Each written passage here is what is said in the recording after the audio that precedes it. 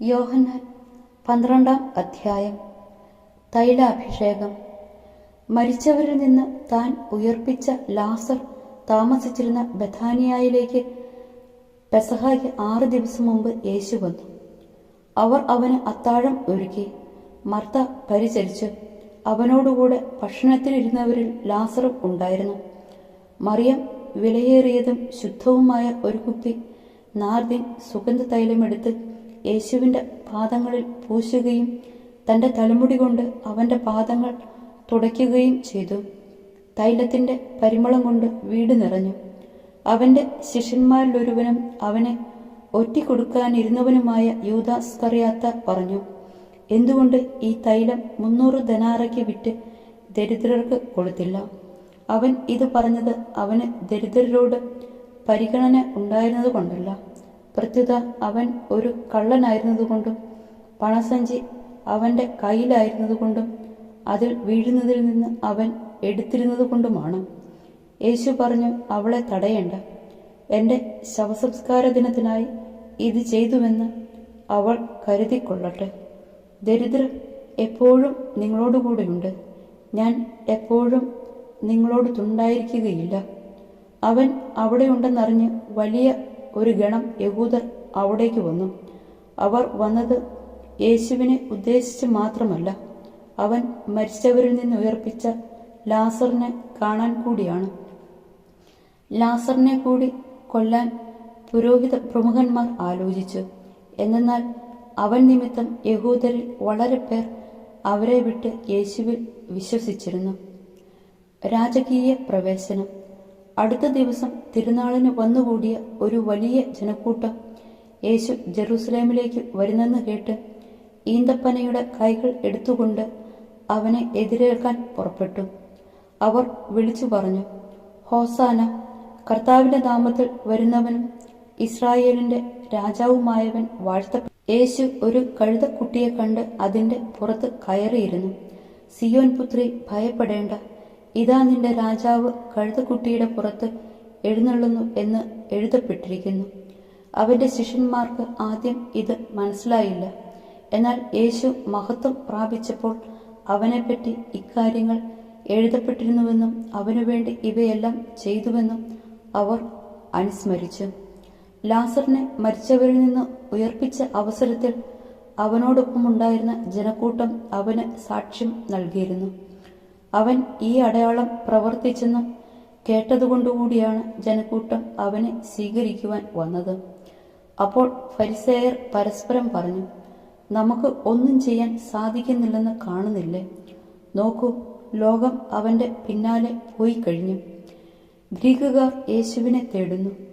തിരുനാളിൽ ആരാധിക്കാൻ വന്നവരിൽ ഏതാനും ഗ്രീക്കുകാരുമുണ്ടായിരുന്നു. ഇവർ ഗലീലയിലെ ബെത്സായിദയിൽ നിന്നുള്ള പീലിപ്പോസിന്റെ അടുക്കൽ ചെന്ന് പറഞ്ഞു, പ്രഭോ, ഞങ്ങൾ യേശുവിനെ കാണാൻ ആഗ്രഹിക്കുന്നു. പീലിപ്പോസ് പോയി അന്ത്രയോസിനോട് പറഞ്ഞു. അന്ത്രയോസും പീലിപ്പോസും കൂടി യേശുവിനെ വിവരമറിയിച്ചു. യേശു പറഞ്ഞു, മനുഷ്യപുത്രൻ മഹത്വപ്പെടാനുള്ള സമയമായിരിക്കുന്നു. സത്യസത്യമായി ഞാൻ നിങ്ങളോട് പറയുന്നു, ഗോതമ്പ് മണി നിലത്തു വീണ് അഴിയുന്നില്ലെങ്കിൽ അത് അതേപടിയിരിക്കും, അഴിയുന്നെങ്കിലോ അത് വളരെ ഫലം പുറപ്പെടുവിക്കും.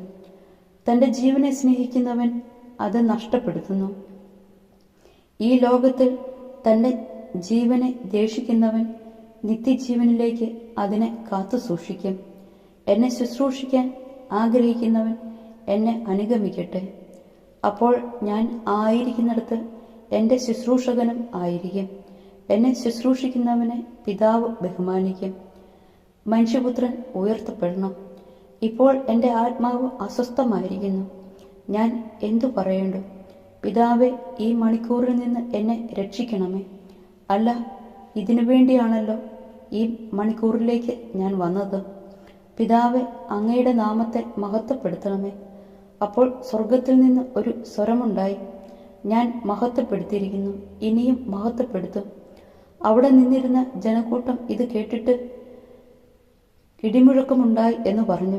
എന്നാൽ ചിലർ ഒരു ദൂതൻ അവനോട് സംസാരിച്ചു എന്ന് പറഞ്ഞു. യേശു പറഞ്ഞു, ഈ സ്വരമുണ്ടായത് എനിക്ക് വേണ്ടിയല്ല, നിങ്ങൾക്ക് വേണ്ടിയാണ്.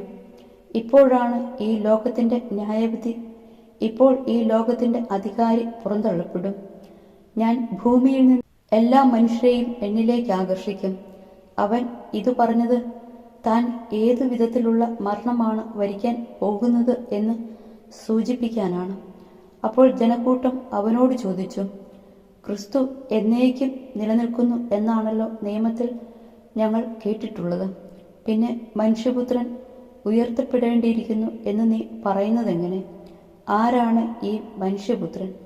യേശു അവരോട് പറഞ്ഞു, അല്പസമയത്തേക്കു കൂടി പ്രകാശം നിങ്ങളുടെ ഇടയിലുണ്ട്. അന്ധകാരം നിങ്ങളെ കീഴടക്കാതിരിക്കാൻ പ്രകാശമുള്ളപ്പോൾ നടന്നുകൊള്ളുവിൻ. അന്ധകാരത്തിൽ നടക്കുന്നവൻ താൻ എവിടേക്കാണ് പോകുന്നതെന്ന് അറിയുന്നില്ല. നിങ്ങൾ പ്രകാശത്തിൻ്റെ മക്കളാകേണ്ടതിന് നിങ്ങൾക്ക് പ്രകാശമുള്ളപ്പോൾ അതിൽ വിശ്വസിക്കുവിൻ. യഹൂദരുടെ അവിശ്വാസം. ഇത് പറഞ്ഞതിന് ശേഷം യേശു അവരിൽ നിന്ന് പോയി രഹസ്യമായി പാർത്തു. അവൻ വളരെ അടയാളങ്ങൾ അവരുടെ മുമ്പാകെ പ്രവർത്തിച്ചെങ്കിലും അവർ അവനിൽ വിശ്വസിച്ചില്ല. യെശയ്യാ പ്രവാചകൻ പറഞ്ഞ വചനം പൂർത്തിയാകേണ്ടതിനാണ് ഇത്. കർത്താവെ, ഞങ്ങളുടെ സന്ദേശം ആര് വിശ്വസിച്ചു? കർത്താവിൻ്റെ ഭുജം ആർക്കാണ് വെളിപ്പെട്ടത്? അതുകൊണ്ട് അവർക്ക് വിശ്വസിക്കാൻ കഴിഞ്ഞില്ല. യെശയ്യ വീണ്ടും പറഞ്ഞിരിക്കുന്നു, അവർ തങ്ങളുടെ കണ്ണുകൾ കൊണ്ട് കാണുകയും ഹൃദയം കൊണ്ട് ഗ്രഹിക്കുകയും അങ്ങനെ അവർ എന്നിലേക്ക് തിരിഞ്ഞ് ഞാൻ അവരെ സുഖപ്പെടുത്തുകയും ചെയ്യാതിരിക്കേണ്ടതിന് അവിടുന്ന് അവരുടെ കണ്ണുകളെ അന്ധമാക്കുകയും ഹൃദയത്തെ കഠിനമാക്കുകയും ചെയ്തു. അവൻ്റെ മഹത്വം കാണുകയും അവനെപ്പറ്റി സംസാരിക്കുകയും ചെയ്തതുകൊണ്ടാണ് യെശയ്യ ഇങ്ങനെ പ്രസ്താവിച്ചത്. എന്നിട്ടും അധികാരികളിൽ പോലും അനേകർ അവനിൽ വിശ്വസിച്ചു. എന്നാൽ സിനഗോഗിൽ നിന്ന് ബഹിഷ്കൃതരാകാതിരിക്കാൻ വേണ്ടി ഫരിസേയരെ ഭയന്ന് അവരാരും അത് ഏറ്റുപറഞ്ഞില്ല. ദൈവത്തിൽ നിന്നുള്ള മഹത്വത്തെക്കാളധികം മനുഷ്യരുടെ പ്രശംസ അവർ അഭിലഷിച്ചു. യേശു ഉച്ചത്തിൽ വിളിച്ചു പറഞ്ഞു, എന്നിൽ വിശ്വസിക്കുന്നവൻ എന്നിലല്ല, എന്നെ അയച്ചവനിലാണ് വിശ്വസിക്കുന്നത്. എന്നെ കാണുന്നവൻ എന്നെ അയച്ചവൻ. എന്നിൽ വിശ്വസിക്കുന്നവരാരും അന്ധകാരത്തിൽ വസിക്കാതിരിക്കേണ്ടതിന് ഞാൻ വെളിച്ചമായി ലോകത്തിലേക്ക് വന്നിരിക്കുന്നു. എൻ്റെ വാക്കുകൾ കേൾക്കുന്നവൻ അവ പാലിക്കുന്നില്ലെങ്കിലും ഞാൻ അവനെ വിധിക്കുന്നില്ല. കാരണം ഞാൻ വന്നിരിക്കുന്നത് ലോകത്തെ വിധിക്കാനല്ല, രക്ഷിക്കാനാണ്. എന്നാൽ എന്നെ നിരസിക്കുകയും എൻ്റെ വാക്കുകൾ തിരസ്കരിക്കുകയും ചെയ്യുന്നവന് ഒരു വിധികർത്താവുണ്ട്. ഞാൻ പറഞ്ഞ വചനം തന്നെ അന്ത്യദിനത്തിൽ അവനെ വിധിക്കും. എന്തെന്നാൽ ഞാൻ സ്വമേധയ അല്ല സംസാരിച്ചത്. ഞാൻ എന്തു പറയണം, എന്തു പഠിപ്പിക്കണം എന്ന് എന്നെ അയച്ച പിതാവ് തന്നെ എനിക്ക് കൽപ്പന നൽകിയിരിക്കുന്നു.